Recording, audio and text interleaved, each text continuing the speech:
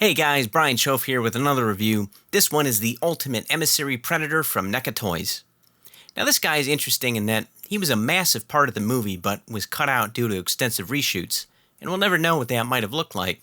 But judging by the figure in front of us, I'm going to go out on a limb and say it would have been pretty interesting.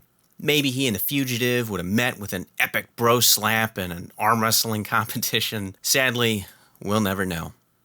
So the figure comes in this window box, pretty standard stuff for NECA's Ultimate figures. And you can see it has the exact same blurb as the other figures in the line. Pretty much the only thing about the box that's different is the key art and the promo shots. And inside we have the figure itself. That's a cool diorama they got him in there. Alright, I'm just going to bust him out of here. Okay, so the figure comes with a whopping 6 sets of interchangeable hands, so you can recreate all those epic battle scenes we never got to see. His weapon is this massive machine gun. It's got a very Rambo Commando kind of vibe to it. Nicely detailed.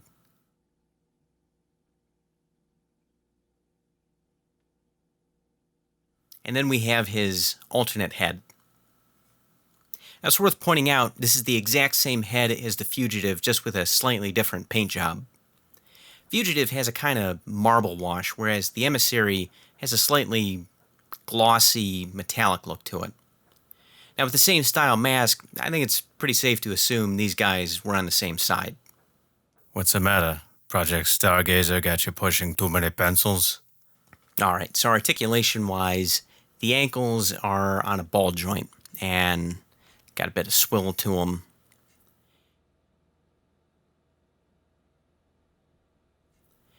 The knees are a little stiff. No, they're double jointed. So you can do a lot with that, and that's always appreciated.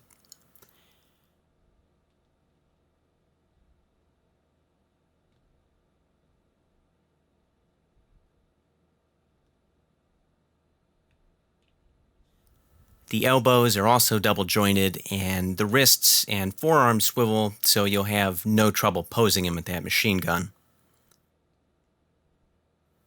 The hands just kind of pop out and the new ones plug in. Legs have a nice range of motion. We can twist and swivel at the waist, but there's no torso joint, which is a little disappointing, because they could have hidden that under the armor. I have a sneaking suspicion they'll reuse this torso with the Lab Escape Fugitive, but we'll have to put a pin in that for now since that guy hasn't been released yet. The head is on a peg, but it has a similar feel to a ball joint, so it enables a nice range of rotation, and the dreads are soft and they don't get in the way too much. His arms have a good amount of spread, but similar to some of the other armored figures, it's kind of constricted by the shoulder pad.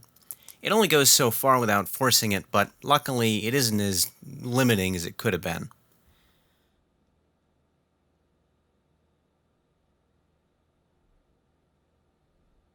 No bicep swivels on these guys. That seems to be a running thing with figures from this particular movie line. I like a lot of these little details and all these cool little pouches he has, all these straps and military gear. This drop leg pouch with zippers and hooks. Just a lot of great touches hidden in the little details, and that's the kind of thing that really makes a figure like this come to life. Now, like the mask, the gauntlet is the same as Fugitive's, but we have a different paint scheme, and on the Emissary, the claw slots have been filled in. Speaking of details, you know what this guy is just begging for? Some customizer to mod him into a Space Marine. Just give him a smart gun or a flamethrower and he'd be right at home blasting Xenos. It wouldn't be that hard, just a little bit of olive drab and we'd have a whole platoon of these guys. I'm calling it now, someone's going to do it, guaranteed. And that's about it for this guy. Now I plan on reviewing the remaining The Predator movie figures. Lab Escape Fugitive is up next, and I'm excited to get my hands on him. He looks really cool. From what I can tell, Emissary number 2 looks like this exact same figure, but with a different skin deco and a new unmasked head. And if that's the case, I probably won't review him because I've said pretty much everything there is to say about this guy. So, unless something changes, I consider this to be a review of both Emissary figures. So if you have any questions, feel free to drop a comment below, and don't forget to check out our home on the web, bombasticentertainment.com, to see what we're up to. You son of a...